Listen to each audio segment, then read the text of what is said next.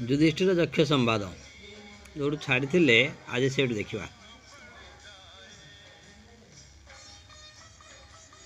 को मोदते किम आश्चर्य कह पंथा का च वार्तिका बद में चतुर प्रश्नान मृता जीवंतु बांधवा। धर्मवक रूप में बसी यक्ष धर्मराज युधिष्ठिर को पचारि को मोदते ए संसार रे प्रकृत सुखी किए किम आश्चर्य प्रकृत आश्चर्य कौन कह पंथा आम पाई मार्ग कौन एवं का च वार्तिका आम पाई वार्ता कौन। ये चारोटी प्रश्नर उत्तर देले तुमर मरी जाइथिबा भाई बंधु भाई माने जीवन लाभ करिवे। प्रथम प्रश्नर उत्तर देवाक जाई युधिष्ठिर कहिथिले पंचमे अहनि षष्ठे बा साकम पचति जो गृहे अनुरुणी च अप्रवासी चस बारिचर मोदते। कहले दिनर पंचम बा षष्ठ प्रहर रे जे सागर्ण भोजन करे ऋण करी न थाए कि विदेश रे न थाए सेही लोक ही प्रकृत सुखी होता है। कारण ऋण करथिले ऋणदातार भय सबुबेले मनरे रही थाए। विदेश रे रहिथिबा लोक निजर ज्ञाति भाई बंधु समस्ते ग्राम रे रहिथिबारु सेमानकु सबुबेले मने पकाई थांती एवं प्रकृत शांति उपलब्धि करि पारे नाही। एणु ऋण करि नथिबा लोक विदेश रे नथिबा लोक से ही प्रकृत सुखी अटे। परवर्ती प्रश्न शेषाहा जीवितुमिच्छ अहनि अहनि भूतानि गच्छन्ति ह जमालयम शेषाहा जीवितुमिच्छन्ति किम आश्चर्यम अतः परम।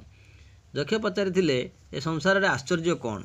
यार उत्तर देवाकू जाई युधिष्ठिर कहिथिले अहनि अहनि भूतानि गच्छन्ति ह जमालयम।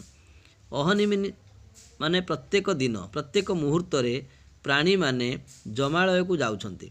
शेषाहा जीवितुमिच्छन्ति शेषाहा माने अवशिष्ट जो माने रही जाउछन्ति से माने दीर्घजीवी होबाकू इच्छा करुछन्ति। या ठारू आ आश्चर्यकर कथा कौन थाई पारे। पुनर्बार यक्ष पचारिथिले कह पंथा आम पाई मार्ग कौन। यार उत्तर रे युधिष्ठिर कहिथिले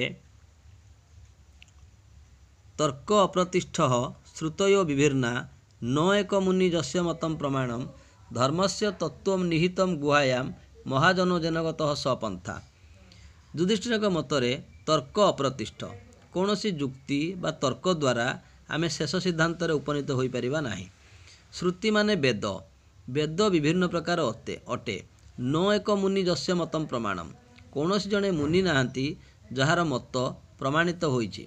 धर्मस्य तत्त्वम निहितम गुहायाम धर्मर सार कथा गिरी गुंफा मध्यरे लिखित होई रहिछि।